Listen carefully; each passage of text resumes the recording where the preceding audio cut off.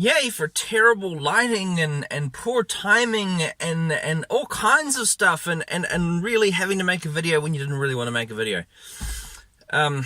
So just got a little email from Mr. YouTube, Captain YouTube, and I got the email after I saw other people's videos about it, so YouTube are not exactly the quickest off the mark there in sending out the emails.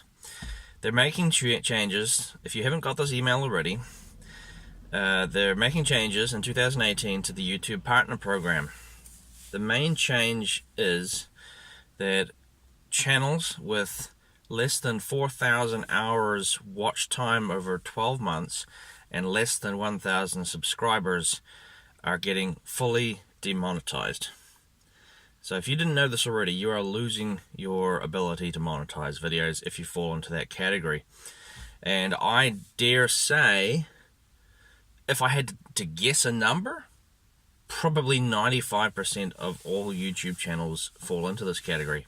Why do I think this is happening? Okay, I'm not able to qualify this with specific evidence and proof, but it has been said over 2017, after Adpocalypse, that potentially there are not enough ads for all of the, channels and all of the videos that are out there.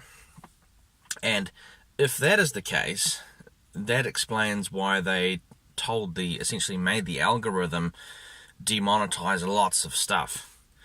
But what could be a situation, potentially, is they've done that, and it's still not enough. There's still too many channels, too many videos, and they need to take further steps to demonetize.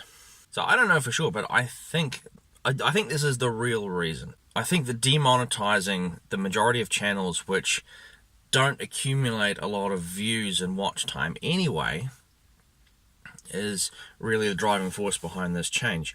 And when your channel reaches that threshold, 4,000 hours watch time over 12 months and 1,000 subscribers, you will be re-eligible, so to speak, for YouTube monetization. Personally, I'm actually extremely happy about this, and I'll tell you why. First off, if you're a small YouTuber and you kind of fit into that category or anywhere around that size, like if you only have a few hundred subscribers or a few thousand subscribers or 10 subscribers, even maybe as big as 10, 20,000 subscribers, if you're in kind of this very much lower level, this should not concern you anyway, because you were not making much money anyway. I've been on YouTube for 10 years now, actually. I've only been doing it seriously. I've only been doing these travel videos on my channel for a couple of years, but I've been on the platform for an entire 10 years. I've seen a lot of the ups and downs over that time, and for the longest time you couldn't make money on this site anyway. You couldn't monetize anyway. And so every time there's a change, there's going to be lots of people complaining and grizzling and all kinds of stuff like that. And I remember very distinctly in 2012 there was a major change with the way the website interpreted views. There was some kind of glitch.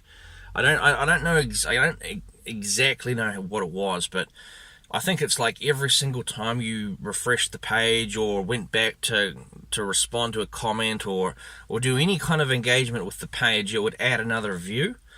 And I think that they kind of told they made the website kind of reduce those number of views. So you might have gotten 300 views per video, and suddenly you found that the same video or same type of video was suddenly getting a fraction of that. And everyone was like really upset. It's like, I don't have as many views as I used to have. I need the views. Where are all my views? And in reality, you were getting too many views to begin with anyway. So, demonetization, massive demonetization for everybody in the the lower echelon of YouTube. If this upsets you, then, and this is going to sound very harsh, but if this upsets you, you may want to consider just getting off of YouTube anyway. The world of online video is fickle. It always has been.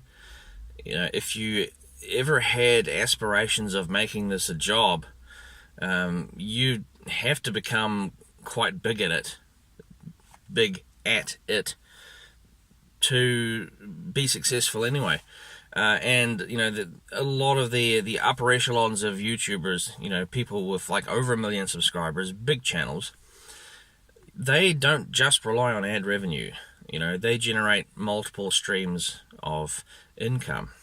They go for, you know, merchandise sales, they go for sponsorships, because, you know, companies will start approaching you when you're, you know, reach a certain kind of level. And, you know, the bigger you get, the more companies you get that will start to work with you. And if you become positively gigantic, certain things will happen that will allow you to potentially just stop making YouTube videos, and you'll get offered a job somewhere. I mean, sometimes some big YouTubers, they end up getting job offers from major companies, and you know, that might be an income and a lifestyle and a job that is more appealing than doing the YouTube grind. This is what actually happens to some top level YouTubers. So, you know, if you're in the bottom rung, like most of us are, then you're just doing it for, you know, the love of it anyway, and you're not making much money anyway. I would like to say that this will potentially scare off competition, you know, other people that are making the same types of videos as you are, and you know, there'll be less competition. But I'd like to say that, but I don't think that is going to hold true, because, you know, YouTube it's gargantuan. There are, you know, there's like millions of people on this website. There's always somebody that's already more advanced than you are in what you're doing. You know, so I make travel videos, so there's other people that are out there that have been making travel videos longer than me, can do it better than me, have a bigger audience than me.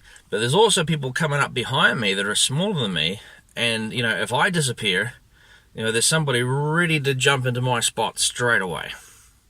And like the top level YouTubers now, you know, people like Jake Paul, Logan Paul, PewDiePie, you know, if your very top echelon of YouTubers disappear, guess what? There's more people just waiting to step up. There is not a shortage of creators for this website. I would say don't hold out hope on your competition disappearing, because if some of your competition disappears, there's just more of them waiting to replace them. That's about it. All I can say is that this really is going to have very little effect on me. It's going to reaffirm to me, you know, that the focus of a small channel should not be money. It should be growing an audience. You know, accumulating views, accumulated subscribers, trying out new things with your videos to accumulate those views and subscribers, because that is really the most challenging thing when you're a small channel, is figuring out what works for you, what type of videos you can make to bring those numbers in. And sometimes that can take a long time to figure out.